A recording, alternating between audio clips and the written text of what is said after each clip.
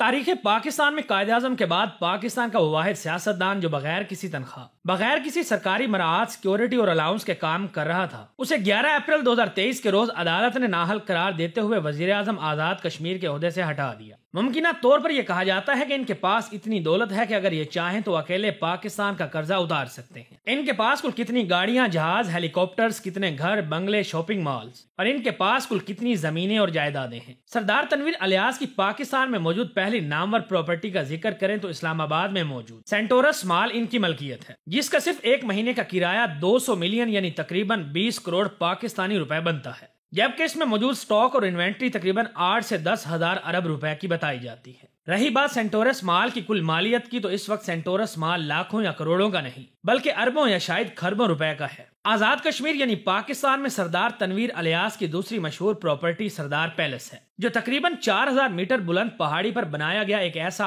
आलीशान और शाहाना महल है जिसके इर्द गिर्द बेशुमार सरसब्ज और शादाब वादियां, पहाड़ियां और जंगलात मौजूद हैं, जो कि इस महल की खूबसूरती को मजीद 4 चांद लगा देते हैं। इस महल की एक और खास बात यह है कि इसे दुनिया की 3 सबसे बड़ी कंपनीज ने मिलकर बनाया है, जबकि मुहतात अंदाजे के मुताबिक इस महल की सिर्फ तामीर पर आज से 10 साल कबल तकरीबन 1 अरब यानी 100 करोड़ रुपए का खर्चा आया था। इसके अलावा सरदार तनवीर अलियास के महल में हेलीकॉप्टर्स और छोटे जहाजों की लैंडिंग के लिए हेलीपैड्स भी बनाए गए हैं। यूं कुल मिलाकर सरदार पैलेस की कीमत लाखों या करोड़ों में नहीं बल्कि अरबों रुपए में बनती है। हैरानी की बात यह है कि यह हेलीकॉप्टर और जहाज पर सफर के दौरान सरकारी पैसे का पेट्रोल इस्तेमाल करने की बजाय अपने जाती पैसों का पेट्रोल इस्तेमाल करते हैं। इनसे जब पूछा गया कि आप अपने जहाजों पर इतना महंगा सफर क्यों करते हैं, तो इनका कहना था कि लोगों को मेरी बात शायद समझ में नहीं आएगी, मगर बता रहा हूं कि मेरा वक्त महंगे सफर से बहुत ज्यादा कीमती है, क्योंकि अगर मैं अपने वक्त के 4 घंटे कारोबार पे लगाऊं तो मैं इस तरह के कई और हेलीकॉप्टर खरीद सकता हूं। इन्होंने कहा कि मैंने जब भी कमाया है करोड़ों में ही कमाया है, फिर चाहे बात की जाए मेरे इब्तदाई दिनों की। पाकिस्तान में मौजूद सरदार तनवीर अलियास की तीसरी बड़ी जायदाद इस्लामाबाद और रावलपिंडी के दरमियान मौजूद ताज रेजिडेंशिया हाउसिंग कॉलोनी है, जो इस वक्त पाकिस्तान की सबसे बेहतरीन और बड़ी कॉलोनियों में से एक है, क्योंकि सरदार तनवीर अलियास ने अपनी कॉलोनी के रिहायशियों को घरों के अलावा तालीम, सेहत, हॉस्पिटल, कारोबार, खेल, तफरीह, आरामदेह सफर,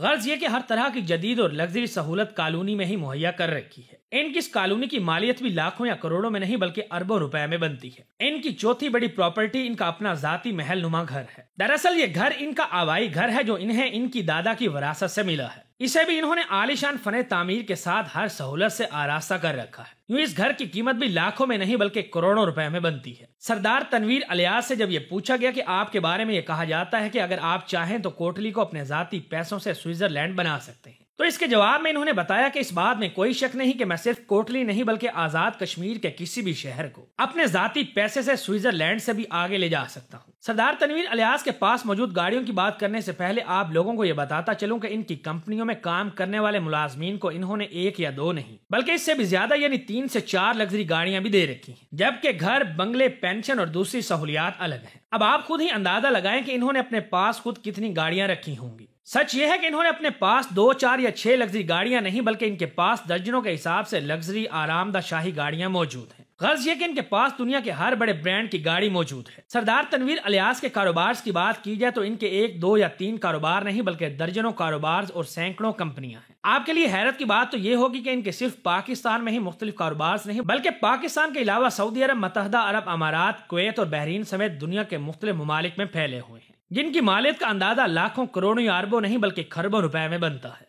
जब इनके कुल असासों के बारे में इनसे सवाल पूछा गया तो इन्होंने बताया कि अल्हम्दुलिल्लाह कमर्शियल प्रॉपर्टी भी हमारे पास अच्छी खासी है, जमीन भी बहुत है। किस्सा मुख्तसर ये कि अगर सिर्फ इनके डिक्लेयर असासों की मालियत को देखा जाए तो इनके कुल असासाजात लाखों, करोड़ों, अरबों में नहीं बल्कि खरबों रुपए से भी ज्यादा है। अगर मैं 1500 से 2000 खरब रुपए भी बोलूं तो ये भी इनके कुल असासों की मालियत से कम होंगे। लिहाजा इनकी तमाम तर प्रॉपर्टीज और बिजनेस को मद्देनजर रखा जाए तो यकीनन ये कहना गलत ना होगा कि अगर ये चाहें तो अकेले ही पाकिस्तान का कर्जा उतार सकते हैं।